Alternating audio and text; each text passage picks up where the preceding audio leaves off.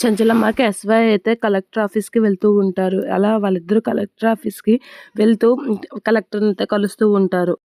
నా కొడుకుని చంపిన వారు ఎవరో తెలుసుకోమని మేము ఫిర్యాదు చాలా సార్లు చేస్తూనే ఉన్నాము. కానీ దానికి రియాక్షన్ లేదు. అసలు నా కొడుకు చనిపోయాడనే విషయం మీకు ఎన్ని సార్లు చెప్పినా సరే దాని గురించి కనుక్కోవడం లేదు అని చెప్పేసి అంటూ ఉంటాడు. అక్కడే ఉన్న ఒకతనైతే అలా బిక్కి బిక్కి చూస్తూ ఉంటాడు. వీళ్ళు మళ్ళీ కంప్లెయింట్ ఇవ్వడానికి వచ్చారా అని అయితే చూస్తూ ఉంటారు. అలా చూస్తూ కొంచెం టెన్షన్ పడుతూ ఉంటాడు అతను. ఇక చంచలమ్మ అయితే అసలు పోలీసులు ఉన్నట్లుగా లేనట్లుగా అనైతే అడుగుతూ ఉంటారు. ఆ మాటలకి కలెక్టర్ అయితే ఇలా అంటూ ఉంటాడు.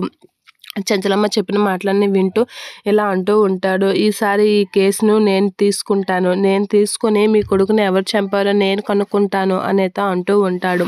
అలా అనగానే విజయమ్మ తను గన్ షూట్ చేయడం, ఆ గన్ బుల్లెట్ వెళ్ళి కార్తికేయకి తగలడం అవన్నీ అయితే గుర్తు తెచ్చుకుంటూ ఉంటుంది సింధూర. ఇక ఇవన్నీ చంచలమ్మ అయితే కలెక్టర్తో మాట్లాడేసరికి కలెక్టర్ అయితే అలా అంటూ ఉంటాడు. సరే చూస్తాం, 2 రోజుల్లో కనుక్కుంటాం అన్నారు కదా అని అన్నట్లుగా చంచలమ్మ మాట్లాడుతూ అక్కడి నుంచి అయితే వెళ్ళిపోతూ ఉంటుంది.